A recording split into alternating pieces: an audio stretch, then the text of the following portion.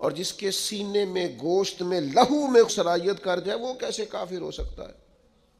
لیکن چونکہ انہوں نے مجبوراً یہ کہا تھا، پھر وہ خود دوڑے ہوئے آئے، عرض کی یا رسول اللہ پتہ نہیں کیا حال کر دیا کہ میرے منہ سے کلمات نکل گئے۔ محبوب فرمانے لگے تو کلمات کی چھوڑ، دل کی بتا،